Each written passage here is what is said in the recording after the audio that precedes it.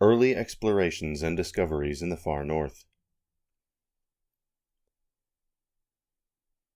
The first people who acquired any knowledge of the remoter regions of northern Europe were the Phoenicians, who surpassed all other nations of antiquity as enterprising traders and daring voyagers. In very early ages their navigators became familiar with all parts of the Mediterranean Sea, and colonies were founded on the north coast of Africa, in Sicily, Sardinia, southern Gaul, and also in Spain, where the city of Gadir, Cadiz, became a chief seaport and leading commercial center.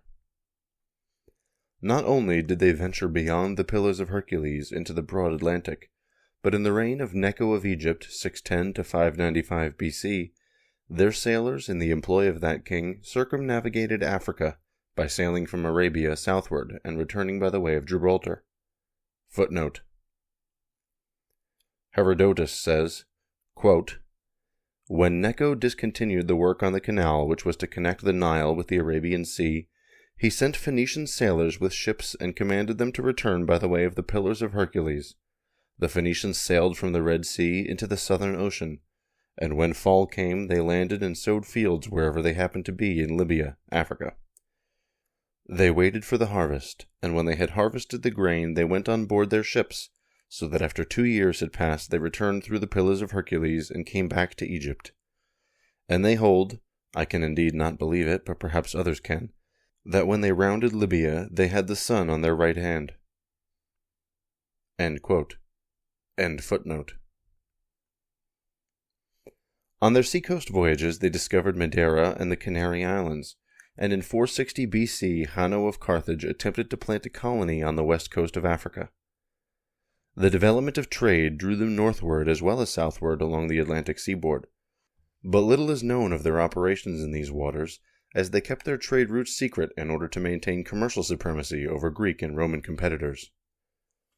The only expedition northward of which we have any information is that of Himilco, mentioned by Plinius the Elder, who says that Himilco made an expedition to explore the farthest coast of Europe, at the same time when Hanno sailed to the west coast of Africa. It is quite certain, however, that the Phoenicians brought the much-sought amber from northern Europe, possibly from the coasts of Germany and the Danish peninsula bordering on the North Sea, and that from Britain as well as from Spain they imported tin, a metal essential to the production of bronze from which weapons and edged tools were manufactured. Britain must also have been known to the Greeks, who pressed hard in the wake of the Phoenician voyagers. The Cassiterides, or Tin Islands, are mentioned both by Homer and Herodotus. Of their location nothing is known, but the name was probably applied to the British Isles where this metal was found. Footnote. The Cassiterides may have been the Scilly Islands, as H.C. Hamilton and W. Falconer, the translators of Strabo, hold, but it seems more probable that the name conveyed to the Greeks only a very vague geographical idea. Herodotus says that he has been unable to gain any information regarding the ocean in that part of Europe, and he knows nothing about the location of the Cassiterides. End footnote. A desire to explore the unknown northern regions, chiefly perhaps for commercial reasons, but possibly also in order to gain more accurate astronomical and geographical knowledge, led Pytheas, a Greek scholar and navigator, to undertake a voyage to Britain and the far north about 330 BC. He lived in the Greek city of Massilia, Marseille, in southern Gaul, and seems to have possessed great ability both as astronomer and sea captain. Our knowledge about him is limited, as his work written about his expedition is lost. But from the fragments of his writings which have been preserved, it is evident that he was one of the foremost scholars of his age. He showed for the first time that the ocean tides are due to the influence of the moon. He established quite correctly the latitude of his home city, Massilia, and located the north pole of the heavens with remarkable accuracy outside of the pole star. Since Pytheas, according to Polybius, was a private person in narrow circumstances, it is likely that his expedition to the north was organized either by the state or by interested private individuals. On his voyage Pytheas reached Britain, which he seems to have circumnavigated, as he describes the shape and size of the island. The longest day there he found to be 18 hours, and in an inhabited country north of Britain the longest day was observed to be 19 hours, which is the length respectively of the longest day in northern Scotland and the Shetland Islands. He penetrated still farther and came to the land called Thule, where the summer tropic becomes one with the Arctic Circle. This would correspond to 66 degrees 15 minutes, the latitude of northern Iceland. An old Greek astronomer, Gemenos from Rhodos, says about these regions where the days grow perceptibly longer as we go northward, "This region Pytheas of Massilia must also have reached. He states at least in a treatise which he has written about the great ocean."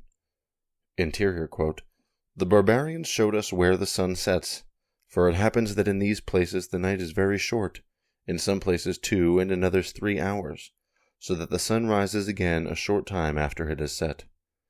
And interior quote, end quote. That he came to a region so far north that the day was 22 hours long is quite noteworthy. "The people of Thule," says Pytheas, "live on hearse and herbs as well as on fruit and roots. Those who have grain and honey make also a drink from these. When they have cut the grain, they bring it into large houses and thrash it there, because they have no bright sunshine, and threshing floors in the open would be useless because of excessive rains." Many have thought that Thule, mentioned by Pytheas, must be Iceland, but this view has been generally abandoned since his description of Thule in no way corresponds to conditions in Iceland. Claudius Ptolemy of Alexandria, who lived in the 2nd century AD, also speaks of Thule, saying that it lies north of the Orkneys, Orkney Islands, that its northern extremity lies in latitude 63 degrees 15 minutes, its middle part in latitude 63 degrees, and its southern part in latitude 62 degrees 40 minutes. The statement of the great geographer has led many scholars to believe that Thule must be the Shetland Islands. But Pytheas's description is no more applicable to the barren Shetland Islands than to Iceland, and if Ptolemy's Thule is identical with the Shetland group, he must have applied the name to a region very different from the one Pytheas had in mind. That Thule was neither Iceland nor the Shetland Islands seems further verified by Procopius, who describes it in such a way that it can only mean Scandinavia. He has talked with people from Thule and had reliable first-hand information. The question cannot be settled with certainty from the meager existing data, but Pytheas's account indicates that he reached the west coast of Norway, and that he called this region Thule.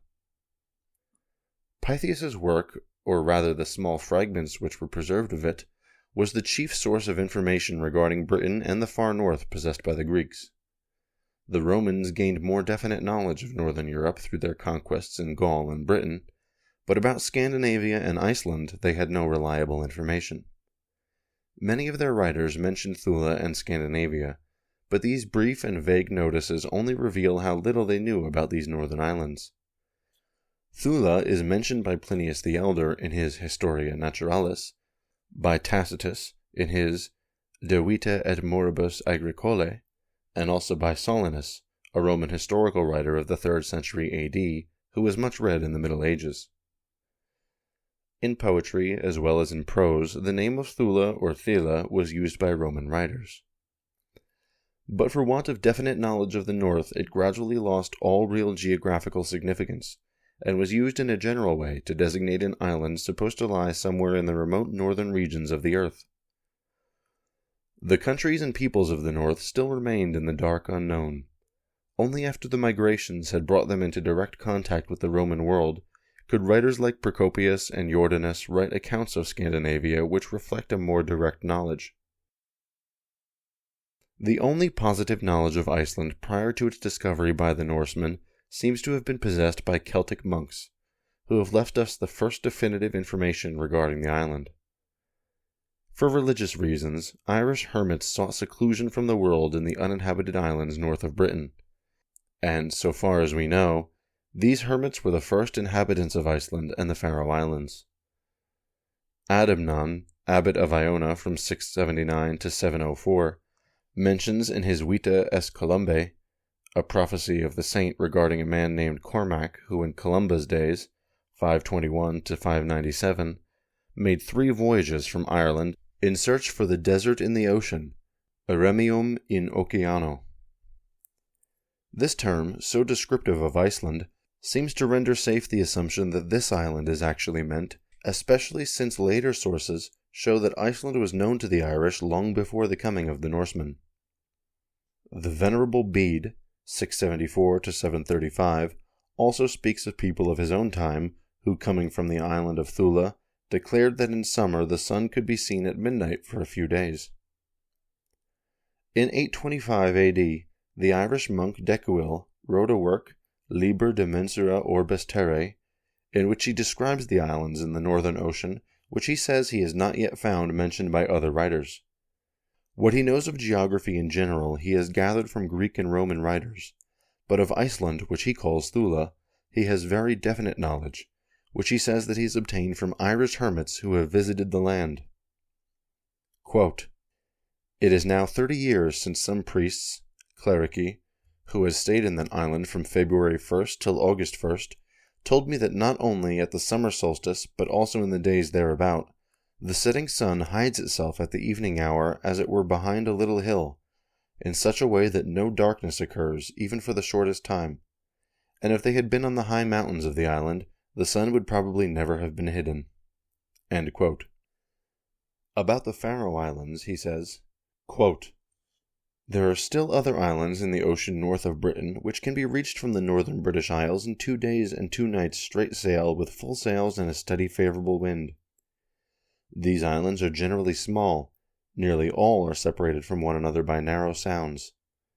On these islands, hermits, which sailed from Scotia, Ireland, have lived about 100 years. But as they have always been uninhabited since the beginning of the world, so they are now, because of northern robbers, empty of hermits, but full of numberless sheep and a great many kinds of aquatic birds." End quote.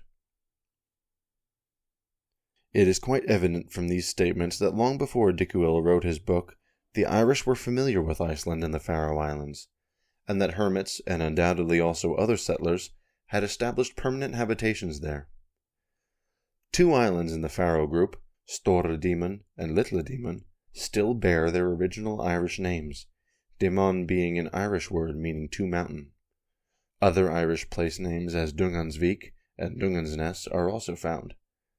The etymology of Thule is still unsettled, but since the name was applied to Iceland by Decuil after he had spoken with Irish monks who had been there, it is not unlikely that it was the old Irish name of the island which Pytheas had learned from the Britons, and that Iceland was known to them when he made his expedition to the north in 330 BC.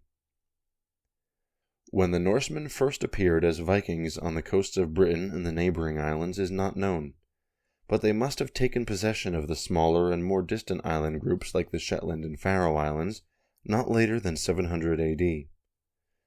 The Viking voyagers soon gained full control of these islands, and Decuil says that the Christian Celts fled because of northern robbers. This statement, which no doubt is true in a general way, must not be taken too literally.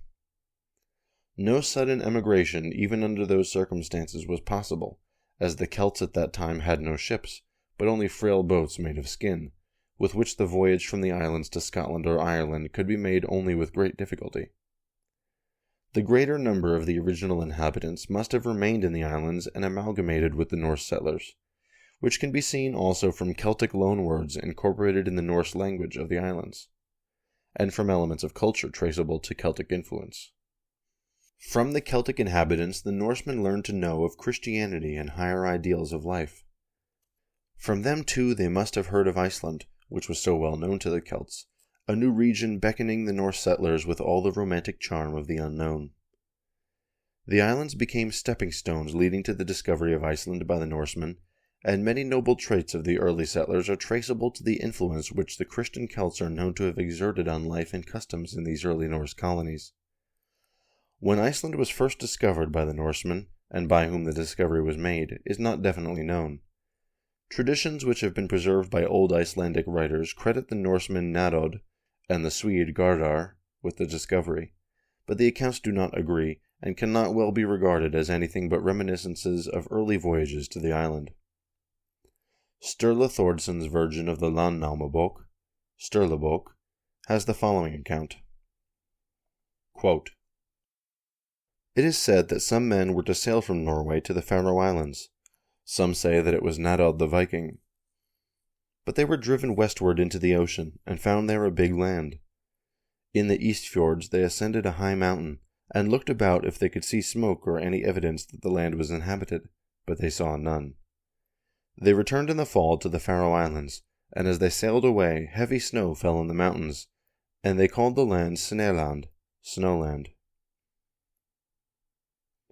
There was a man by the name of Gardar, a Swede by birth. He went to seek Snaeland with the advice of his mother, who was clairvoyant.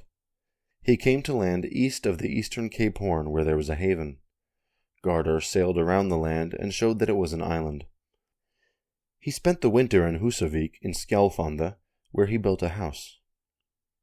In the spring, when he was ready to set sail, there drifted away from him in a boat a man by the name of Nautfari, a slave, and a servant girl. He built later at this place called Nautfaravik. Gardar returned to Norway and praised the land much. The land was thereafter called Gardar's home, and there were at that time woods between the mountains and the sea. End quote. According to this account, Narod appears as the first discoverer of Iceland, but in Hauk Erlandsson's version of the Landnámabók, Hauksbók, the story is told in a somewhat different way, and Gardar Svavarsson is represented as the one who first visited Iceland. Hauk Erlandsson used Sturla's version of the Landnámabók, Sturlubók, as his source, but in this instance he departs from it. His account here agrees with two old works about Norway written in Latin, Historia de Antiquitate Regum Norwegiensum and Historia Norwegiae, which may have served as sources for this part of his narrative. Also, the Njáls saga mentions Gardar as the discoverer of Iceland. Writers like Finnur Magnusson and Konrad Meurer think that he must be credited with the discovery of the island, but it cannot be regarded as certain. A third Viking voyager, who according to the Landnámabók visited Iceland, was Floki Vilgurdsson from Rogaland in western Norway. Sailing by way of Shetland and the Faroe Islands, Floki and his companions reached the east coast of Iceland. Quote, "They sailed then to the south of the land," says the author, "but when they sailed west of Reykjanes, and the fjord opened up so that they saw Snæfellsnes, Faxi said, 'It must be a big land which we have found. Here are large rivers.' That is since called Faxaus. Floki and his men sailed westward over Breiðafjord. The fjord was full of fish, and because of the fishing they neglected to provide themselves with hay, and their cattle all died in the winter. The spring was rather cold. Floki went north on the mountain and saw a fjord full of ice, and they called the land Iceland, as it has since been called. In the summer they returned to Norway." End quote. The voyages of Narod, Gardar, and Floki are supposed to have been made about 860 to 870, but the oldest and most reliable work on the early history of Iceland, the Íslendingabók by Ari Frodi, 1120 to 1130, mentions neither of these three. In a very terse style, this author records only such facts concerning the discovery as he considers based on the best authority, allowing no room for peradventure or literary embellishment. Quote, "Iceland," he says, "was first settled from Norway in the days of King Harald Hårfagre, the son of Halfdan Svarte, according to Tate, Bishop Isleif's son, my foster father, the wisest man I have known. Thorkel Gellisson, my uncle, who had good memory of past events, and Thorid, the daughter of Snorri Godi, who was both wise and truthful. It happened at the time when Ivar Lodbrokson killed Saint Edmund, the king of the Angles. But that was 870 years after the birth of Christ, as it is written in his saga. Ingolf was the name of the Norseman about whom it has been truthfully said that he went first from there, Norway, to Iceland when Harald Hårfagre was 16 years old, and the second time a few years later. He settled south in Reykjavik, which is called Ingolfshofti, east of Myndhakser, where he first landed. But later he took possession of Ingolfsfell, west of Ulfhusá." End quote. In the Landnámabók, the account of Ingolf's voyage is wrought into a more complete historical narrative. According to this account, the two foster brothers, Ingolf Arnarsson and Leif Hrodmarsson, from Dalsfjord in western Norway, went on a Viking expedition together with Atle Jarl's sons Halstein, Herstein, and Holmstein. So cordial were their relations that in the winter after their return, Ingolf and Leif prepared a feast for the sons of the Jarl. At this feast, Holmstein made the vow that he would marry Helga, Ingolf's sister, and Leif, who was in love with Helga, was greatly offended. The enmity between the two grew so bitter that in the spring the foster brothers prepared an expedition against the sons of the Jarl, and Holmstein fell in battle at Hisargafell. The following winter, Herstein also lost his life in a new encounter, but the feud finally ended through the mediation of friends. Leif married Helga, and the two foster brothers fitted out a ship and set out to find Iceland. They made landfall in a fjord on the east coast, where they spent the winter. In the spring they returned to Norway, but the new land pleased them so well that they resolved to settle there. As Leif had lost his property in his feud with the sons of Atle Jarl, he made a Viking expedition to Ireland in order to replenish his stores. On his return he brought back 10 Irish slaves and also a sword which he had won in a duel, a valued trophy from which he got the name Hjörleif, from Hjör, a sword blade. Ingolf had in the meantime sold his possessions in Norway. In 874 the foster brothers fitted out 2 ships and emigrated to Iceland. They brought with them the most necessary implements, household goods and other supplies, together with a number of slaves and a few freemen who went out as settlers. Ingolf sacrificed to the gods before his departure to secure good luck, but Hjörleif would not sacrifice, possibly because he had been influenced by Christianity, which he may have learned to know on his expeditions to the British Isles. The two sailed together until they sighted Iceland, when they parted. Ingolf then threw the pillars of his high seat into the sea, and said that he would make his home where they came to shore, but temporarily he settled at Ingolfsholti on the southern coast. Hjörleif sailed farther west on the same coast at a place since called Hjörleifsholti, where he erected 2 large houses, one 18 and the other 19 fathoms in length. In the spring, when he was going to sow, he let his Irish slaves pull the plough, as he had only 1 ox. This treatment the slaves resented, and one of them by the name Dufthak formed the plot that they should kill the ox and say that the bear had taken it. Later they were to attack Hjörleif and his men if they went hunting for the bear. The bear hunt was begun. The men scattered in the woods, and the slaves attacked them and killed them all. They then fled with the women and the property in a boat to some islands which they saw to the south in the ocean, and dwelt there. When Vifil and Kartli, Ingolf's slaves, who had been sent westward to look for the pillars of his high seat, came to Hjörleifsholti, they found Hjörleif and his men dead, and they hastened back to tell Ingolf the news. He went to Hjörleifsholti, and when he saw his friend's corpse, he said, quote, "An evil fate has befallen a good man that he should be killed by his slaves, but a like fate will befall all those who will not sacrifice to the gods." End quote. Ingolf buried Hjörleif and his men, and took care of his ship and other belongings. On the islands in the ocean he found the slaves and put them all to death.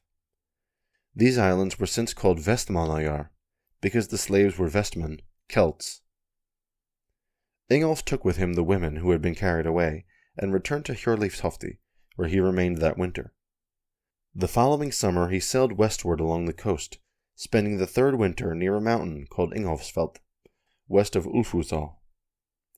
In the spring he went farther the westward, and settled at Reykjavik, where the pillars of his high seat had come to shore. End of chapter 1.